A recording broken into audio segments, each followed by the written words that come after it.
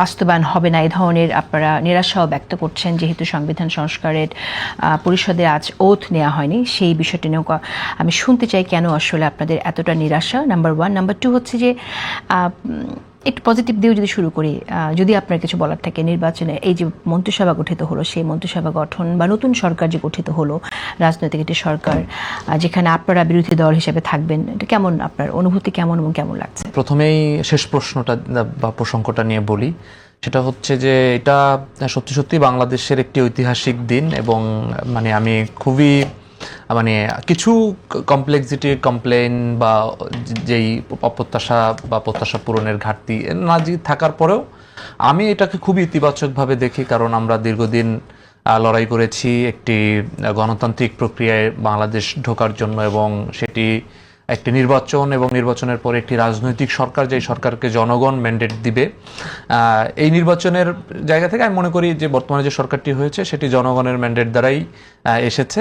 যদিও কিছু জায়গা নিয়ে বিতর্ক আছে, কিন্তু সেই বিতর্কে আমি যদি বেনিফিট অফ ডাউটে বিতর্কগুলোকে মনে করি যে হ্যাঁ ওখানে প্রবলেম হয়েছে, তারপর আমি মনে করি যে বিএনপি এবার মেজরিটি পেয়েছে এবং এটা জনগণের ম্যান্ডেট নিয়ে সরকার এসেছে। এটা একটা ইতিবাচক জায়গা যে আমরা গণতন্ত্রের একেবারেই পারফেকশনের জায়গায় না যেতে পারলেও একটা কাছাকাছি জায়গায় আমরা যাচ্ছি। এটা হয়তো আরো ডেভেলপড হবে যদি আমরা এটাকে ধরে রাখতে পারি। এটা একটা জায়গা। দ্বিতীয় জায়গা হচ্ছে মন্ত্রিসভা নিয়ে যেই প্রত্যাশার জায়গা বলেন, এখানে আরো একটা পজিটিভ দিক, সেটা হচ্ছে যে অনেক আমার ব্যক্তিগতভাবে বা আমাদের যারা একসাথে লড়াই সংগ্রাম করেছে অনেক পরিচিত আমাদের ভাই ব্রাদার বা সিনিয়র রাজনীতিবিদ যারা আছেন, এরা মন্ত্রিসভায় এসেছেন এবং যাদেরকে অনেককে ব্যক্তিগতভাবে চিনি।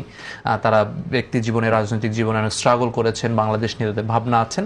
তো তাদের উপরেও এক ধরনের প্রত্যাশা আছে যে তারা বাংলাদেশের বিষয়ে ভালো কিছু করবেন। এটা একটা জায়গা। আবার কিছু কিছু জায়গায় আমরা দেখেছি যে যেমন এই ঢাকা 10-এর যিনি প্রার্থী ছিলেন রবিউল সাহেব, ওনার ব্যাপারে অনেক ধরনের বিতর্ক আছে। এরকম ব্যক্তিদের নিয়ে আবার 3টা মন্ত্রণালয় উনি পেয়েছেন। তো এরকম কিছু জায়গা, আবার কিছু এনার্জি, জলবায়ু, এই ধরনের কিছু মন্ত্রণালয় আমরা দেখেছি যে যারা দায়িত্ব পেয়েছেন এদের পূর্ব কোনো এক্সপার্টিস বা ওই ফিল্ডে তার কোনো ধরনের কোনো কাজ আমরা এর আগে দেখি নাই। কিন্তু ওভারঅলি আমার কাছে মনে হয়েছে যে তরুণ এবং প্রবীণ মিলে একটা মোটামুটি একটা মন্ত্রিসভা আমরা পেয়েছি। এখন এটা প্রমাণ হবে যে আসলে কতটা তারা কাজে কিভাবে এটার আউটপুটটা দিচ্ছেন। আর প্রথম যে প্রসঙ্গটা আপনি বললেন সেটার বিষয়ে আমরা বলতে চাই যে আমরা এই জায়গাটা প্রথম শপথের দিনই আমরা হতাশ হয়েছি যে একসাথে জুলাই আদেশ বাস্তবায়ন যেটা ছিল সেখানে পরিষ্কার লেখা ছিল যে আসলে 2টা শপথ একই সাথে হতে পারে এবং হবে, এবং একই ব্যক্তি 2টা শপথই পড়াতে পারেন। কিন্তু আমরা দেখেছি যে সেই জুলাই সনদের এবং সংস্কার যে পরিষদ যে সভা যেটা গঠিত হওয়ার কথা, সেটার শপথ নিয়ে বিএনপির এক ধরনের ভিন্ন বক্তব্য, যেটা জুলাই আদেশ বাস্তবায়নের সাথে মিল নাই। এটা একটা জায়গা। দ্বিতীয় কথা হচ্ছে এখানে আবার কিছু প্রসঙ্গ তুলেছে, যেই প্রসঙ্গগুলো আমার কাছে মনে হচ্ছে যে এই প্রসঙ্গগুলো একেবারেই এই নির্বাচন এবং গণভোট এবং এই অন্তর্বর্তীকালীন সরকার এবং জুলাই সনদ সবকিছুকে প্রশ্নবিদ্ধ করা হবে যদি এই প্রসঙ্গগুলো ওভাবে তোলা হয়। যেমন বলা হচ্ছে যে সংবিধানে এটা শপথ নেওয়ার বিষয় নাই, কিন্তু বিষয়টা হচ্ছে যে আমরা এই যে ইলেকশনটা করেছি সেই ইলেকশনটাও কিন্তু একটা ঐক্যমতের ভিত্তিতে করেছি, এবং জুলাই সনদ বাস্তবায়ন যে আদেশ, সেই আদেশের শপথের প্রসঙ্গটাও কিন্তু এর ঐক্যমত ছিল। ইভেন এটার মধ্যে নোট অফ ডিসেন্টও ছিল না এই শপথ নেওয়ার বিষয়ে। সো সেইটাকে যদি প্রশ্ন করা হয় যে সংবিধানে নাই বিধে আমরা এখন শপথটা নিতে পারছি না, কিংবা এই ধরনের প্রশ্ন করা হয়, এইটা আমার কাছে মনে হচ্ছে যে বিএনপি যেই পরিমাণে ভোট পেয়েছে তার থেকে বেশি মানুষ কিন্তু হ্যাঁ ভোটে ভোট দিয়েছে। অর্থাৎ বিএনপির যেই ম্যান্ডেট আছে সেম ম্যান্ডেট কিংবা তার থেকে বেশি ম্যান্ডেট এই গণভোটের রায়ের পক্ষে আছে। তো যারা গণভোটে ভোট দিয়েছে এদের অনেকেই তো বিএনপিকেও ভোট দিয়েছে।